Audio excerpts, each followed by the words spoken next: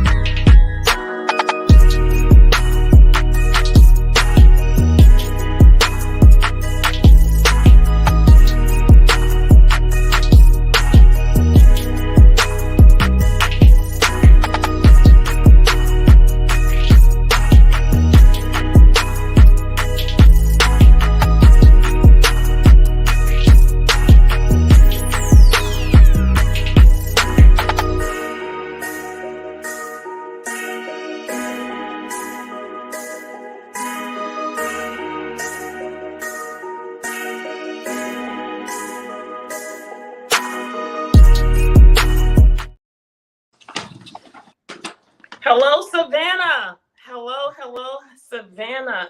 Happy 2023. We are so excited to be here with you again on a Monday, bringing you news that you can use, news where we need you to engage and get involved, and news that you would not have otherwise known of unless you were tuned in to Kandily Kesha. So before we go any further, I want you to pause and share. Hit the share button with a few people, and I'm going to do the same here. And Mr. Benton, if you can do the same, we're going to just go. You already have? Thank you so much. We are produced from the platform Our Black Media, or All Things Relevant. So if you go there, you should be able to share.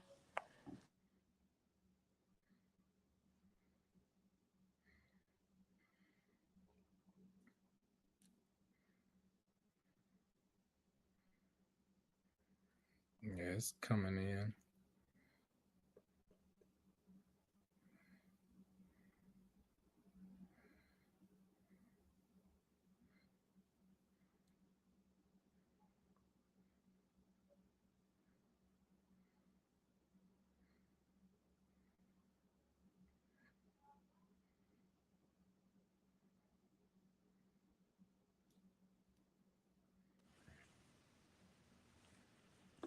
There we go.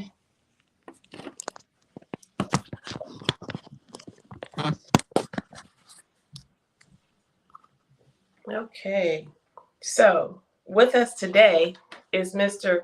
LaRay Benton, born and raised right here in the Low Country and hailing from Washington, D.C., but I understand that you are home and you have been here for a couple of weeks now.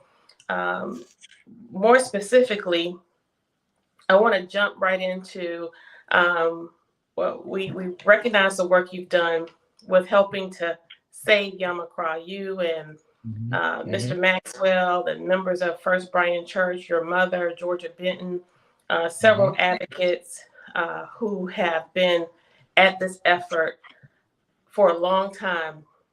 More recently, we were presented with notification that Yamacraw was up for demolition, much like many housing development communities across the United States. And of course, for us here in Savannah, that was alarming because not only do we have a housing shortage, and we know that the location with regard to proximity to the historic district and the tourism industry, the corridors of tourism, I should say, of Savannah, that's a highly coveted piece of real estate. It is. But we were further alarmed and somewhat concerned in that it's sacred land, much like the weeping time. And for several reasons, efforts needed to go forth to save it. But you all took extra steps. You took big steps. You took steps that cost money to really see that effort through. So I want you to start at the top and just kind of walk us through where we are with housing and our crises in Savannah, the state of public housing here in Savannah, and what you and your family have done. Okay. Well, thank you, future mayor. I appreciate you for giving me an opportunity to come on your show. One, just in terms of just the status of affordable and low-income housing in the city of Savannah, it is all but dwindled. If you think about it, only few affordable housing, true affordable housing communities that are left are Yamacraw Village, Kayton Homes, Fraizer Homes. Those are our only historically African American held communities that are actually left here in the city of Savannah. Over the years, the housing authority has strategically deleted and just really disseminated the predominantly African American housing projects, as they call them, but they are actually African American communities within the city of Savannah, to include some Hitch Village, Fred Wessels, Blackshear, and even Garden Homes. And so obviously with Yamacraw Village, being that it's prime property, right? Prime property right there in the city of downtown Savannah. It was a target, and the powers that be just simply thought that those that within the Yamacraw community would just roll over and allow them to decide the future for the residents, as opposed to the residents and the businesses and the actual entities there in the community, such as First Bryan Baptist Church, that we were not going to have any say so. But that truly wasn't the case. But like anything, there is a process, right, that should be followed and that is supposed to be followed, especially when you are a recipient of any federal dollars, right? And that's what me and my family did. Was we made the city of Savannah, and in particular Early and Davidson Housing Authority, follow the federal processes and the state processes that are actually in place, right? And so when my mother made me aware of the application to demolish Yamacraw that was submitted, that's when I reached out to some of my contacts within the federal government, and also understanding federal law and regulation myself. That's when I actually looked up federal procedures that were supposed to be followed, which are outlined in Section 38 of the Code of Federal Regulations. And from that standpoint, I understood that the only way that we were actually going to hold the city and housing authority accountable was to actually file a lawsuit. And that's what was done in February of 2022. That's when we formally filed our lawsuit within the Superior Court of Chatham County. And your filing of that lawsuit essentially brought the demolition plan to a screeching halt. Yes, it did. It did. Because filing what the lawsuit did was it forced not only the federal government but the state government and the city to actually look into and actually review what actions the housing authority were taking and or didn't take. And so where some may say that the lawsuit was essentially dismissed, right? In which it was, but the lawsuit was successful, and from the standpoint that it brought attention to Yamacraw Village. It actually brought attention to what was not being done by the housing authority. I mean, something as simple as any decision in regards to that, and even the use of public funds, that should have came before the city council. Mm-hmm.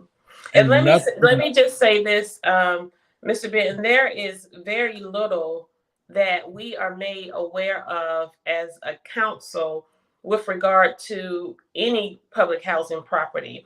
I have made appeals and written letters asking for status updates of repairs at Stillwell, information pertaining to boarded units that are not being used, the dilapidated state of many of the housing development units in our city. There is a gym on the property of Kayton Homes that is currently being used as storage. When we have vulnerable youth in that community who could essentially be benefiting from and taking advantage of that facility, we have made appeals. We have asked multiple city managers. As you know, I've been in office now 3 years and almost 2 months. And in that time, we have had 4 city managers.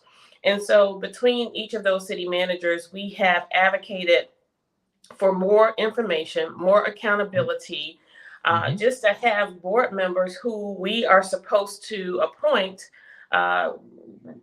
report to us in some form on a regular basis. But unfortunately, Mr. Benton, what we learned in short order that the mayor, the current mayor, actually single-handedly and unilaterally selected board members to serve on the Housing Authority Board. I believe there's only 5 board members total for the entire Housing Authority organization. And the persons he have selected, of course, have been his friends, his buddies. And so there's no accountability there. We have not received much by way of transparency from Earlene Davis. And as a sitting councilwoman, I think it's just irresponsible for us to say we do not know what's going on.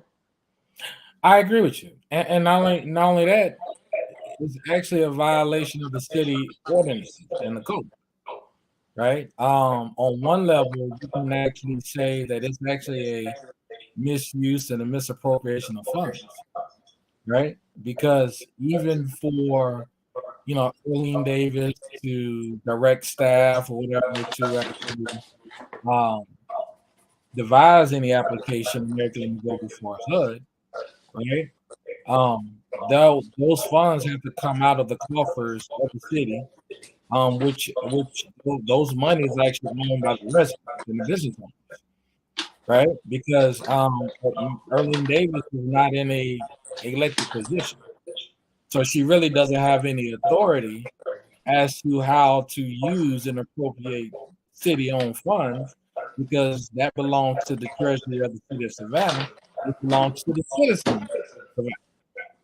right? And so again, those decisions are supposed to come before the council for the council to at least as this our elected officials to at least discuss, inquire, and just to make sure that everything is being done above board.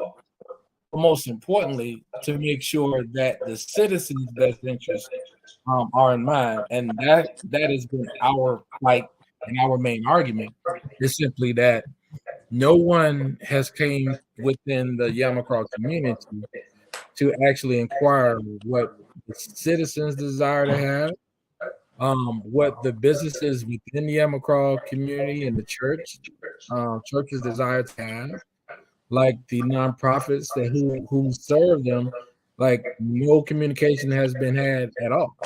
I mean, even up to date, no one formally from the city of Savannah, nor the housing authority or any entity uh, from the city of Savannah or even Chatham County has even attempted to reach out to actually, me and my mother or those organizations who have been speaking up on behalf of Yamacraw Village, just to even have a conversation. That still hasn't been done, and so that's why we just have to continue to hold their feet to the fire, and actually make sure that our federal regulators, in this case, HUD, and actually is actually HUD and the Department of Treasury, but also the state of Georgia, actually hold the city and Erling Davis accountable and make sure that they do what they are supposed to do. And so with regard to the city accountability, you made outreach as far as your backyard in Washington, D.C. Myself, Alderwoman Blakely, and Alderwoman Lanier joined you at a meeting with aides who represent Senator Warnock. And so tell me what came of that meeting, if anything.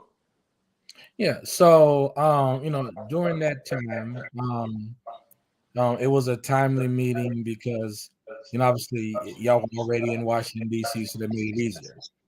So I reached out to some of my contacts on Capitol Hill and arrange a meeting directly with you, with yourself, Alderwoman Lanier, and also Alderwoman Blakely, to actually meet directly with the staff and representatives of Senator Warnock, who actually represents this district, this area, and also who grew up in Savannah, right there in Kayton Homes, to one, bring awareness to what was really going on in Yamacraw Village, and I felt like that move was needed and strategic to make sure that our voices don't get swept up under the rug, because if we can be honest, the residents who actually live there in Yamacraw, they're actually either there to to live, work, and provide shelter for their family,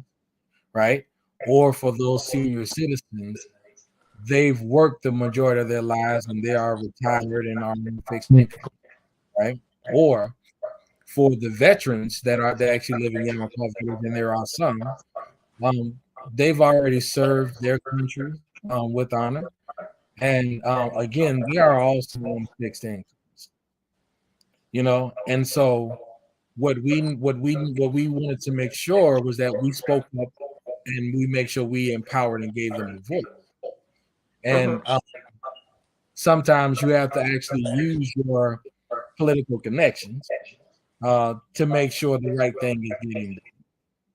Right. And that's exactly what we do. And we appreciate y'all making yourselves available during that time to actually meet with Senator Warnock on the and speak about the best interest of all of the citizens of the city of Savannah, but in particular those who actually live in Yamacraw Village, Kayton Homes, and Fraizer Homes. So thank you for that. Right, and I want to say a few things to your comments there, specifically with regard to residents, current residents of Yamacraw. As you know, a young girl, Desiree Gilliard, was killed in Yamacraw, and to date, her murder has not been solved. And so we are still in contact with her mother, and we want to acknowledge on her behalf. She's having a memorial celebration for Desiree. It's a celebration on her birthday, February 15th. The celebration will be from 6 to 10 at the Quality Inn at 7100 Abercorn Street. 7100 Abercorn Street. On February 15th from 6 to 10, everyone is invited to come out and provide support to this family. Contributions are being asked for as well, and the attire is formal. Now, if anyone has any information with regard to Desiree Gilliard's death, please contact Savannah Metro or reach out to Crime Stoppers. LaRay, Mr. Benton, you no longer live in Yamacraw. Your family are no longer residents of Yamacraw. But what is your interest outside of the fact that your church is on the perimeter of Yamacraw, First Bryan? What is your interest in Yamacraw? Why are you doing this? You live in Washington, D.C. Why do you care? Because it's the right thing to do. It's plain and simple. One, the Bible does say, "Love thy neighbor as thyself," right? How can we as a member of First Bryan in the congregation welcome in, the members and the masses of Yamacraw Village every Sunday, every Wednesday, every Tuesday, anytime the church is open, but at the same time turn our backs on them when the help is needed most. Right? So from that standpoint, me personally, I feel like it's my duty to stand up for them. But also, Yamacraw Village is a part of the larger community that my church serves. So what happens and the effects that happen to Yamacraw Village as a community also affects my home church. And in particular, with the demolition plans and everything, that had grave implications on the structural integrity of First Bryan Baptist Church, which is that's my home church. I've never attended any other church, So I also saw that as my duty to actually continue to serve my home congregation and get involved to make sure that First Bryan continues to stand for another 235 years. So my interests are intertwined from that standpoint, but generally, like it's the right thing to do, and just with my mom's support and really me supporting her, right? Because she's really the one taking the lead, and I'm just the worker bee supporting her. But just even from my fraternity standpoint, Mega Psi Phi fraternity, we're always willing to step in and stand up for our community, and sometimes that means taking the long road, taking the lonely road, in order to make sure that we preserve and do what's best. So I have no personal interest. I have no political interest, not trying to run for office or anything like that, but it was simply, the right thing to do. And just using the knowledge, the background, the information that I have to actually just speak up. For those that did not know how to speak up for themselves, and did not know how to preserve a roof over their head, because when this all first started, a lot of residents just thought that they were going to be displaced, and evicted at any time, and from a social science standpoint, that's called trauma. Mhm. You know what I mean? That can be considered as PTSD, Mhm. right? Because Definitely. that is the added stress and trauma that they don't deserve to be under, but unfortunately they were. Mhm. And, So and that's when you say take a stand with First Brian, we know that literally the stance of the physical stance of the church was also threatened with the acknowledgement of a demolition plan because of how the church is erected. Mhm. So this whole idea or notion of demolishing Yamacraw goes beyond the talk or the thought that the units are too small to renovate or they are no longer uh, uh, useful for today's modern family with regard to the square footage, so forth and so on. What are your thoughts, or what can you share with us in terms of the elements that make a demolition plan for Yamacraw not only palatable but feasible with regard to the Native American history, Mhm. the physical threat to surrounding properties, and there are a Mhm. few more things. Let's talk about that a little bit. Okay. Well, okay. So, first of all, let me tell you how we got there, right? Um, as part of our lawsuit, we highlighted the fact that both HUD and the city of Savannah and the Housing Authority, and the state of Georgia, was actually required to conduct what's called a Section 106 historical assessment of the community, before any demolition activities could be started. Right? That's a federal requirement. Every single federal agency is required by federal law in Section 38 of the Code of Federal Regulations, to actually conduct a historical assessment on any structure, um, and on any structures which may be subject to any decision that they make. Hmm. That's every federal agency. That's not just limited to HUD. All right. So, knowing that, uh, I I had to point that out. Not only to the city, but to several federal agencies, to say, hey, like this assessment was never done.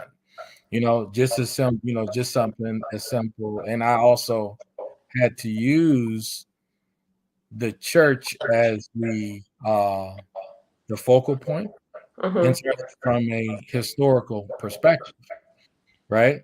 To actually drive home the fact that at the time of my filing, First Brian Church was there for 234 continuous years, right? The current building, itself, right there, was built in 1888, Mm. right? So the current, so the current sanctuary itself was older. It's not built on a concrete slab, right? It's actually has a mixture between brick and a wooden foundation. Mm. When you think about it, even just having a construction background, if any demolition was to start, as soon as you start digging in the ground and everything else, those trembles and everything could actually negatively affect the foundation and the structure of the church, and Wow. even potentially cause the church to collapse, right? As well as the stained glass windows in the church that have also been there for over 100 years that we know of. And so having to replace those, again, that's a loss, that's a damage Mm-hmm. by which honestly, the city of Savannah and the citizens of the city of Savannah would have been held responsible for paying and replacing. So those are some serious aggravating circumstances, to say the least, in terms of this whole plan. What and who wasn't at the table when this thought or this conversations? Was this just a decision that was thrust upon you all, and you had no say in it until you fought back, or how did this all come about? Well, no one ever reached out to anyone in the Yamacraw village community. Anyone, right? And let me say this: the Yamacraw village community, really when I say the community, you have businesses on the fringes, right? Such as the hotels there.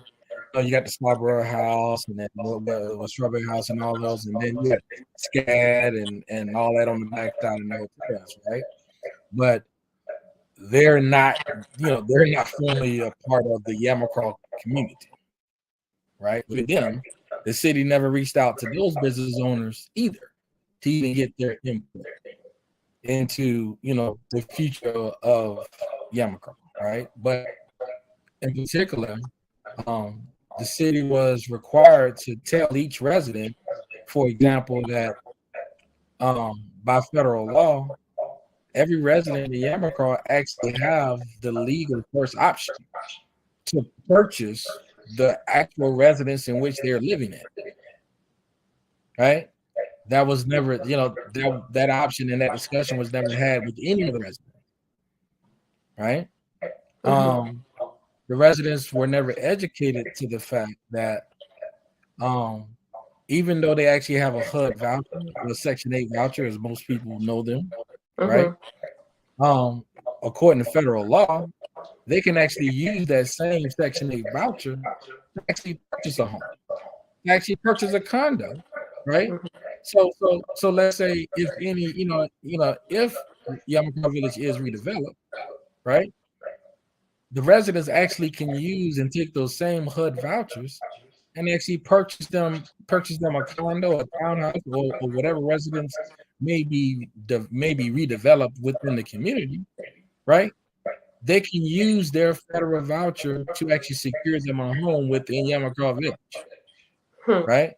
But again, they're not telling the residents that, and us that are at the table who know of this, right? Let's say the housing authority didn't know, right? That's fine. You didn't know. But at the same time, you never engage those of us that are here in the community who actually are serving the community and have been here for years, right? To actually have a plan as to say, hey, how can this be a win-win for everyone, right? There is a plan and a positive path forward in which everyone can actually, benefit, but at the same time, in the way that it has been going, all right, prior to our engagement, it's all been one side. At a minimum, the congregation of the church, we were never formally engaged or brought to the table, for any plan, and so, whereby everything that me and my mother have filed and done have been on our own independent accord, separate from First Bryan Baptist Church. The church had nothing to do with any of the lawsuits or anything like that. They're not engaged. We still saw it as a secondary effect that could, have an effect on the church. So we did what we needed to do. And before I want to close with the exciting opportunity that Pastor Pittman and the First Bryan Church have ahead. I'm so excited for the project that will come as a result of this good news. But before we close, I know that you have filed several open records requests, and you've made requests for information from the Housing Authority as well as the City of Savannah. And more recently, in your asking questions of me, I essentially passed those questions on to the city manager. Based on the information that I shared with you and the information you received via open records request, what can you share with us with regard to what that information yields or reveals? But also, where are we now? Good, all great questions. So, where are we now is this, right? So, this past week on Tuesday, I sent my open records request early Tuesday morning, right? As soon as and obviously when I send my notices, I don't just limit it. I just don't limit it to the city of Savannah. I made sure that all of the council, the commissioners and everything with the Chatham County were involved. I made sure everyone, both in the region and the corporate office, well, the headquarters office of HUD was involved. Other Georgia state agencies and political connections were also CC'd on the email. But simply, what I know is, okay, we knew that the Section 106 historical assessment was being done, but at the same time, we knew it also should have been completed at the time, right? No one informed us that it was already completed, right?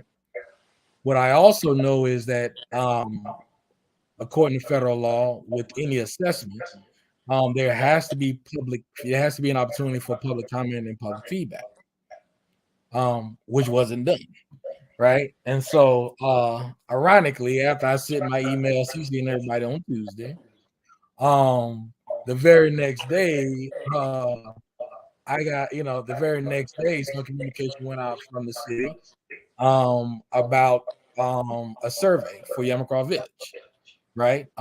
Soliciting input, right, for Yamacraw Village. And then the city attorney, the attorney is representing the city, attorney Brown, I believe her name is. She formally responded to my request on that Thursday, right? But the issue with that is, so yes, currently right now there is a survey, and I actually posted the survey on the Facebook link, so people can actually go and read and download not only the preliminary results of the historical assessment, but also the survey. And what the survey is for any and everyone. It doesn't matter whether you live in Yamacraw Village or not. Doesn't matter if you live in the city of Savannah or not. If you visited the city of Savannah and passed by Yamacraw Village and you wanted to provide input, by federal law, you can provide input. Right? However, the city has strategically only listed very limited times, right? In which the survey can actually be filled out and completed, right?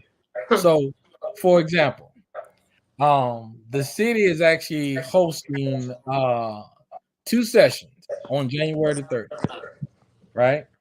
And it's actually going to be at the Coastal Georgia Center at 305 Farm Street, right? But they're only having this public meeting, an opportunity for the public to comment at 11 to 1 and then from 4 to 6, right? 11 to 1 and 4 to 6. And if you think about January 30th, that's during the week, right? People are at work, right? In particular, the residents of Yamacraw Village, they at work, right? From 4 to 6, the residents of Yamacraw Village are trying to make it back home from work and school, right? So if you were really wanting to solicit input and do the right thing, why would you actually hold it on one day during that time, right? And even providing surveys for the community to respond. So what we actually have done is that this upcoming Saturday, from 10 to 1, we will be making the church available. First Bryan Baptist Church will be open from 10 to 1. We were already open for tours and everything to the public, but also during this time, we actually are going to make ourselves available for any member of the public to come in and actually get an update about what's going on in Yamacraw and the actual Awesome. survey, right? Awesome. So we're actually going to have not only myself, but other representatives who are some of which were involved in the historical assessment, actually provide updates on what's going on in Yamacraw. But also we're also providing that time for the community to come in and actually complete the surveys. During this time, we're also going to be going door to door in the Yamacraw community to actually assist the residents of Yamacraw with completing these surveys. So if anyone would like to donate your time and assist us with going door to door, we'll have the help, right? If there are any like college students and even some of the high school students who may need community service hours, right? This is definitely will be considered community service and an opportunity for you to get out and assist. I definitely invite all of my Divine Nine constituents, right? The Omegas, the Alphas, the Kappas, the Sigmas, the Deltas, Sigma Gamma Rhos, the Zetas, everyone in Divine Nine, right? The Iotas as well. If y'all want to come out and assist us on this Saturday, Is that a challenge? It is that a Divine Nine challenge? It is because the Omegas, we're gonna be there. I promise you. But okay. But again, we see ourselves as just the standing in the gap to do what the city should be doing, but they're not doing. Right? As simply as something as simple as actually having and hosting a open community meeting at an appropriate time. Gotcha. So that's what's being done this Saturday, this coming Saturday from 10 to 1. Okay. Well, at some point this evening, if you would put that information in the chat for me so that people will have a point of reference. And in closing, Mr. Benton, and again, thank you so much for taking time out to come on. We do know that you have a lot of irons in the fire, but I wanted to specifically focus on Yamacraw tonight. But we cannot talk about Yamacraw. As I stated, I can't ever say Yamacraw without thinking about this sweet child who was killed in Yamacraw, Miss Desiree Gilliard. A celebration of her life will be on February 15th, remembering her life. That is February 15th from 6 to 10 at the Quality Inn at 7100 Abercorn Street. It is a formal affair, and her mom is asking people to come out and provide support to the family. Moving forward to the better news for that area is news that First Bryan Baptist Church is recipients of some major grant dollars. Tell us how much, what is it going to be used for, and give us a timeline. I want to say congratulations again to Pastor Pittman and the First Bryan Church family. No, well, thank you. Yeah, we're very excited about that. We actually applied. It's called the Saving Black Churches grant, in short. But it was a federal grant that we applied for, and we actually got awarded $175,000. Wow. To be used, to actually be used towards the upkeep of the church, in a particular, the roof, and actually helping to replace some of those stained glass windows. So we're very excited about that. And we're appreciative of the support from the community, to include yourself, and just assisting us, with that grant. And that grant is just going to allow us to um, better serve the community by just making sure that the structure of the church continues to be upgraded, and just continue to make sure that Rich Brian is here for another 235 years. But no, we are very excited about that. And myself, along with Anthony Maxwell and Bob Swell, and the Yamacraw Restoration Project, and Ellie Isaacs and their company. Like we have a great team that worked on that. And so as the grant committee that we have established there, that's something that we're definitely proud about. Well, we are so excited. I had very little to do with it. I just wrote a little support letter for the application packet. I understand that several churches across the United States were selected. A couple million in total was allocated to about what, 4 or 5? Yeah, 4 million. It was actually 4 million in total, spread across 35 churches. 35 churches. Okay. 35 churches, and little old First Bryant was the one that we actually were selected, one of the very few churches in the Southeast that were selected for this grant opportunity. And now that you we're talking about grants a little bit, I just want to pause because I've been contacted over the last several months from by individuals who are seeking grants or wanting to write a grant. And I want to just say this about grants. First, I didn't know. I move so fast. Whatever you ask me for, I usually try to accommodate, as well as anyone who presents a request to us. And so, as I stated, it was simple to sign off on a letter to support the grant. But when it comes to acquiring grant dollars for any project, Mr. Benton, there are several processes as well as people who are involved. And so with regard to this particular grant, was there any deliberate grant research being done on behalf of looking for grants? Because from my position in terms of a grant writer, it's grant writing is a three-headed beast, right? You have the grant research, you have to find the right grant. All grants are not created equal. And then you have the actual grant writing, and that's the art and skill of actually putting together the parts or the packet or filling out the application in the portal, if you will, and then ultimately submitting it. And then the final step is the grant maintenance. And that's when you have to do the reporting and the reviews and the evaluations, that kind of thing. So how did this come about for First Brian? How and who was knowledgeable of it? How did it happen? Well, I mean, it was a team effort. Definitely Rosalind McDaniel, one of the deaconesses in our church.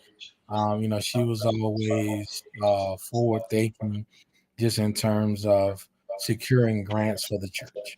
Okay, so that's her job, or one of the jobs. Well, I wouldn't say that's her job, but she's a member of the finance committee. But it was just part of her initial brainchild, just in terms of and trying to further provide more financial assistance to the church. For us to,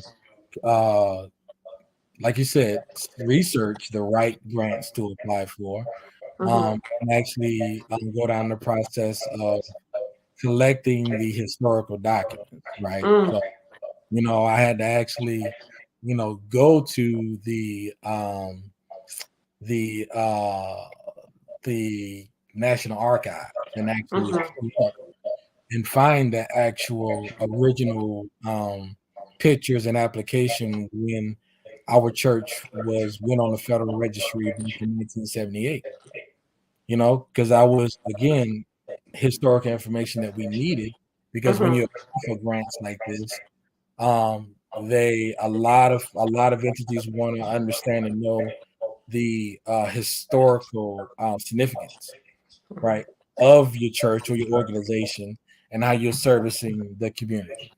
Not everybody knew that First Bryan Baptist Church was actually the oldest African American or Black Baptist church in the United States.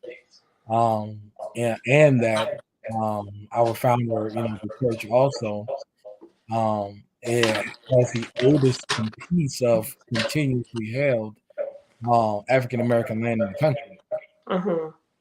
So you have to understand and know, it's a skill, it's an art as to what you need to project and show in support of the grant, Right. but also in how you present the information. And being that I do have my experience, with working in the federal government. I knew and understand how things needed to be presented, because when you submit things for federal grants and or state grants, it's a certain level, there's certain things that they look for, but you also have to be very succinct, in your message. And that's where a lot of grant applications lose the reviewers, that they don't capture the essence of what they're asking for within a short period of time and with short words. Right. You submit a large package and expect a grant reviewer to go through that massive material, and 9 times out of 10 they don't.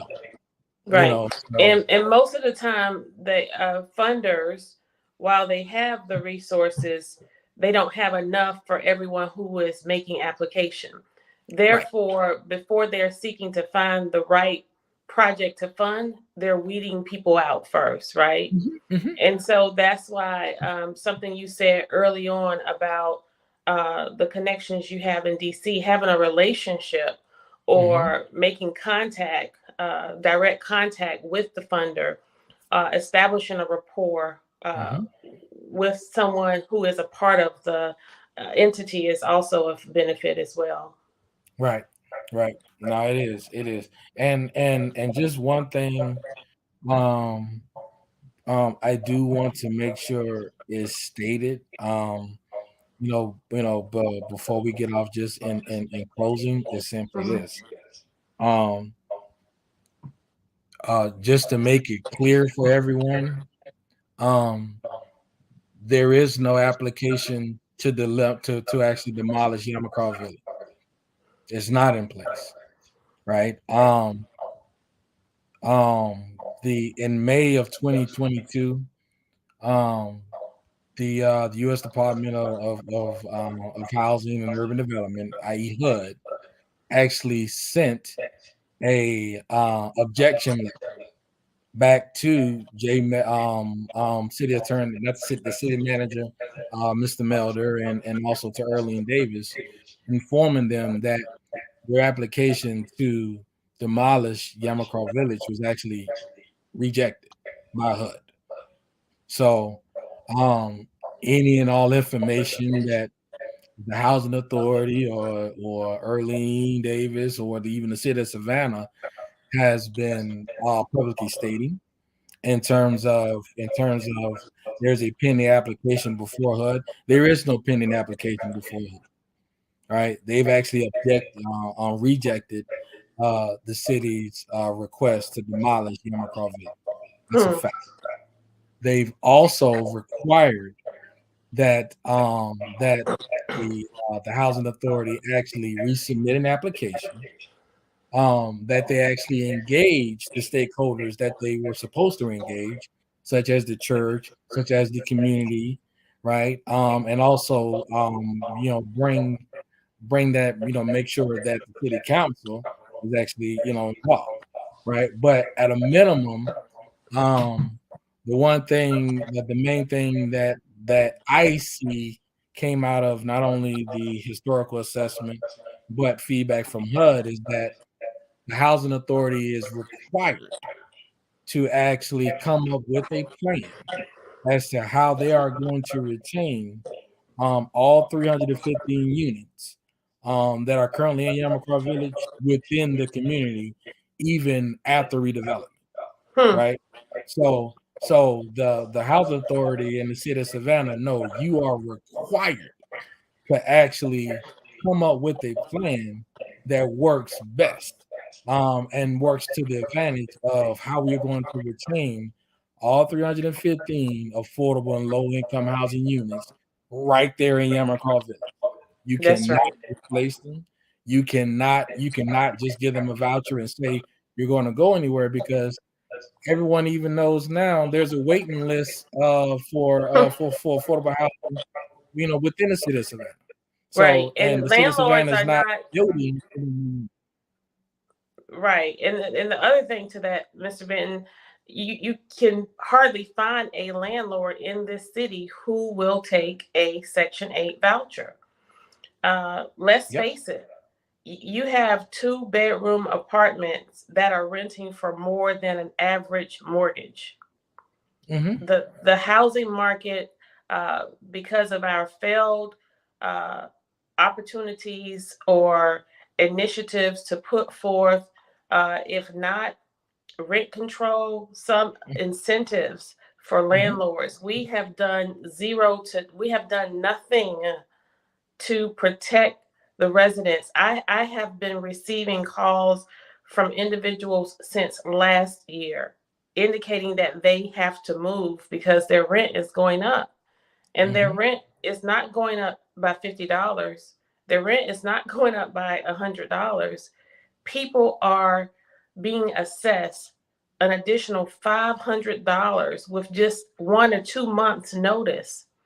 And so the system is broken across the city, Mm-hmm. across the housing, uh, the housing authority, Mm-hmm. and it's further exasperated by the fact that we have so many units in this city that are just sitting unused. Right. And Right. we're not going to talk about the dilapidated state and Mm-hmm. the eyesore and the crime and the Mm-hmm. litter and everything Mm-hmm. else that comes with this type of neglect, which I, for one, believe is by design. It's Right. you neglect it. Don't repair it. Don't repair it. I believe for the entire public housing services here in our city, we have like maybe three managers or three maintenance people. It's Mm-hmm. it's insane. It's Right. insane. And let me say this, like, because of the strategic and systematic neglect of Yamacraw Village, Mm-hmm. um, there are, there are some portions of the community that needs to be redeveloped and updated, right? Definitely. Right? I'm not saying that, but at the same time, that doesn't mean that you like there is an opportunity, there is a path forward to whereas they can actually be redeveloped, but the whole community can actually be redeveloped as a mixed income community, Mm-hmm. right? To whereas you have the opportunity to whereas the residents or even though those across the city, who may be on affordable a low income have those Section 8 vouchers, to whereas they can actually have a residence within the same within the same building in the same community as those Mm-hmm. who may have with market rate and even above market rate housing and condominium options which they have planned for Yamacraw, like there is that opportunity. It can happen, right? Mm-hmm. I don't think it best to redevelop it in a way and then you just relocate and or co-locate all of their residents in Yamacraw into one building. That way you can just further alienate and isolate them, right? That's not the best path forward. The best path forward and the highest and best use would be to redevelop it in a way in which it's a mixed income community. Real simple. It can be done. And I have several ideas of how it can be done, and I also have several examples of how it could be done. Especially from the Washington D.C. area. So again, it can be done. The city and the housing authority just have to have a willingness to do it. I was gonna say with those best practice models, coupled with a willing heart and a willing spirit, it can be done for sure. Right. But we see how, I ascribe to the fact that the best indicator of future behavior is past behavior. And Mr. Benton, when we look at how the residents were cheated out of Chatham Apartments, bounced out of Bayview, and cleared out of Clearview, there is no expectation that there ever was an intent to do the right thing by way of Yamacraw. And for that reason, we are so grateful to you and your family for stepping up. I am so grateful to the Weeping Time Coalition, Pastor Small and the other advocates with Saving Weeping Time, Alderwoman Lanier, with Pat Gunn and Susie B. King Taylor. We have champions who are stepping up, speaking out, and speaking up for the right thing. They are taking on causes. While some may think it's impossible and it appear at first glance overwhelming, you all, with your tenacious spirit, you stayed the course, you checked all the right boxes, you did the research, you dug deep and spent your own money, And so we are grateful to God for your intellect, for your knowledge, for your relationships. And it is only because of people like you we will save Savannah. When we have organizations that are attempting to hijack our culture and hijack the history of African Americans in this city and make it their own, it's we don't want to create an alarmist scenario, but certainly we want people to start paying attention. Every other culture in this city embrace and hold and high regard their culture. Right. But for some reason, when it comes to African American culture, there are a few who are among the elite who feel as if we have to put a cup over the flame. And we are here to say that no more. No more. No. We will work alongside you with as much as we can do from this position, from this platform, with my voice. We'll continue to lend energy and lend attention to these efforts. And with that, I want to give you a final opportunity to have any closing words, but we want to close and say good night to Savannah. Anything else, Mr. Benton? No, that's it. In closing, I would just again invite and encourage everyone to click on the link for the survey, fill it out, send it back to the city. If you need to, you can email it to me. We definitely invite everyone out to the church this coming Saturday, where we will actually be giving you an in-person update about what's going on in Yamacraw Village there at First Branch Church, and actually going out in the community. Like this is work to be done. There's a lot of people talking about work. We are very, very few people actually doing the work. So come join us. Don't be afraid, about Yamacraw Village. Like it truly is a caring community, right? Unfortunately, yes, we had some incidents there, but we all know that is, honestly, lack of proper security and even police patrolling within the community, and that's by design. That's a whole nother show. That's by design.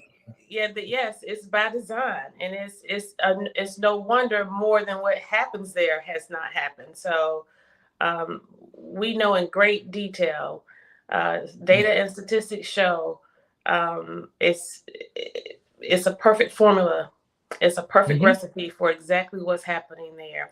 And when we insulate, just as we insulated a police chief, and we saw what happened to our police department, we're insulating Earlene Davis, and we see what's happening to our housing development units in the city. Exactly. And for decades,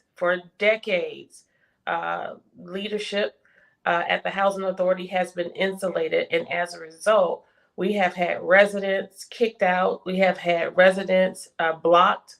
And we have had residents charge excessive fees and rents. It's out of control. Yeah. And just know and understand that the actions of Earlene Davis, the actions of Mayor Van Johnson, the actions of those elected officials and just city employees who actually have the authority to do the right thing, the residents are going to be the one paying for that. Yes. Yes.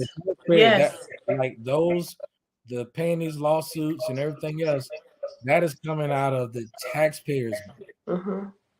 So even if when taxes are increased to cover some of these lawsuits, which that is likely to happen, understand that you control that by your vote. Real simple. You control that by your vote. So, well, this lawsuit is just one drop in the bucket among the many that we have received as of late. It's really a sad commentary. We'll probably have a full show on that one day as well. But we are hopeful to move forward with better in 2023. We pray that it will get better. We pray that it will, but it's already getting better. You know why? It is. Because people are mobilized, they are engaged, and they are more informed than ever before. And that's what will make the difference at the end of the day. So with that, Mr. Benton, I want to thank you so much. It is election season, y'all. It's election season. And guess what? I want to continue to talk all important issues that are important to Savannah and to the life of Savannah. We'll come back to you later in the week and talk shop about politics. But until then, just know that I love you, Savannah. All right. Thank y'all. Good night.